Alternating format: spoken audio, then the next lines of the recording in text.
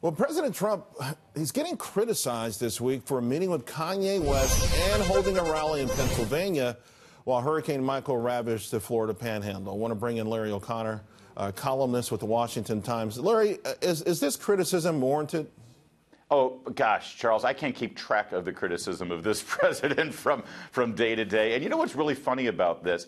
This criticism about Kanye meeting with the president, by the way, along with NFL great Jim Brown, they don't mention that Jim Brown, who is a longtime civil rights advocate since the 60s, was also in that meeting. They like to focus on Kanye because he's, somewhat erratic. The criticism was first that Kanye was mentally ill, that he wasn't informed, he wasn't well read. That wasn't playing very well, by the way, they told us when President Trump was elected president that suddenly that would normalize racist language in our society. I didn't realize they meant Don Lemon and the entire primetime lineup at CNN.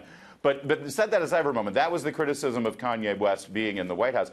That wasn't playing very well. People were saying, well, listen, let Kanye be Kanye. He's allowed to do what he wants. That's when the narrative shifted toward the end of the day yesterday, and suddenly it said, oh, but there's a hurricane in Florida. The president shouldn't even be taking meetings like this when the hurricane is there.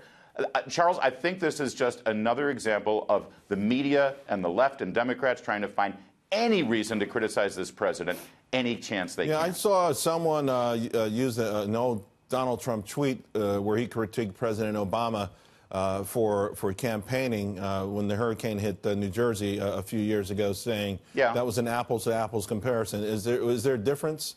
I don't think. Well, first of all, the president has tweeted and commented on various political things throughout his career. And if we're trying to plant our flag on a consistent message from Donald Trump over the decades, good luck with that. He has been all over the map with various things. But I think that there is a difference when you're talking about the president himself campaigning for his own reelection back in 2016 versus what we're seeing now, where he is the president of the United States conducting business in the Oval Office and taking meetings. What is he supposed to do? Sorry, we're not going to take these meetings about prison reform, crime reform, and economic reunification in the inner city because we have a hurricane in Florida. I mean, the president is the CEO of our government, and he's got plenty of people right now on hand taking care of the business on the ground. Larry, I do agree with you. It feels like they're grappling for straws. And by the way, the first critique of Kanye was really sharp. It wasn't about mental illness until yesterday. The day before, though, they called him some bad things. I mean, it was so sad. It was heartbreaking.